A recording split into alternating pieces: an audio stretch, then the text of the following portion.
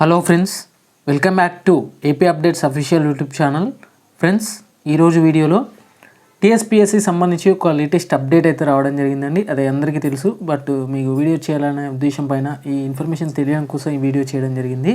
Friends, ఇక్కడ చూసినట్లయితే ఇక టీఎస్పీఎస్సి చైర్మన్గా మహేందర్ రెడ్డి గారు అయితే బాధ్యతలు అయితే స్వీకరించినట్లు కూడా కొంత ఇన్ఫర్మేషన్ చూసుకోవచ్చండి.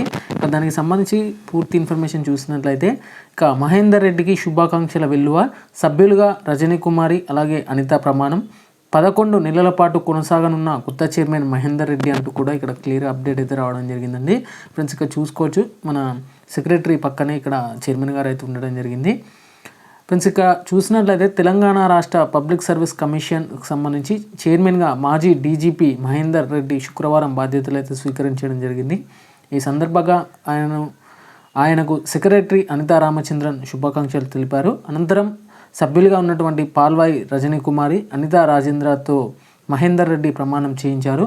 2 రోజుల కిందట టీఎస్పీఎస్సీ చైర్మన్గా నియమిస్తూ గవర్నర్ ఉత్తర్వులు జారీ చేయడం జరిగింది. ఇక కొత్తగా నియమితులైన మహేందర్ రెడ్డి ఆ పదవిలో 11 నెలల పాటు కొనసాగనున్నారు. కాగా శుక్రవారం కార్యాలయంలో జరిగిన రిపబ్లిక్ డే వేడుకలలో మహేందర్ రెడ్డి జాతీయ పతాకాన్ని అయితే ఆవిష్కరించినట్లు కూడా కొంత ఇన్ఫర్మేషన్ ఉంది. ఇక దానికి సంబంధించి పారదర్శకంగా ఉద్యోగ నియామకాలు, టీఎస్పీఎస్సీ చైర్మన్ మహేందర్ రెడ్డి అంటూ కూడా కొంత ఇన్ఫర్మేషన్ అయితే రావడం జరిగిందండి. ఇక పారదర్శకంగా ఉద్యోగ నియామకాలు చేపడతామని టీఎస్పీఎస్సీ చైర్మన్ అయినటువంటి మహేందర్ రెడ్డి అన్నారు. ఇక గణతంత్ర దినోత్సవం సందర్భంగా టీఎస్పీఎస్సీ ఆఫీస్లో జాతీయ జెండాను ఆయన ఆవిష్కరించారు. అనంతరం ఆయన మాట్లాడుతూ గణతంత్ర దినోత్సవం రోజున చైర్మన్గా బాధ్యతలు తీసుకోవడం సంతోషంగా ఉందన్నారు. సమాజం నచ్చే విధంగా అందరం కలిసి టీం వర్క్గా పనిచేద్దామని సభ్యులకు పిలుపునివ్వడం జరిగింది. ఇక రాబోయే రోజుల్లో టీఎస్పీఎస్సీ పటిష్టతను ఉన్నత స్థాయికి తీసుకువెళ్ళనున్నట్లు కూడా కొంత ఇన్ఫర్మేషన్ అయితే రావడం జరిగిందండి. ఫ్రెండ్స్, ఈ ఇన్ఫర్మేషన్ మీకు నచ్చితే మాత్రం ఖచ్చితంగా లైక్ చేసి ఛానల్ అయితే సబ్స్క్రైబ్ చేసుకోండి.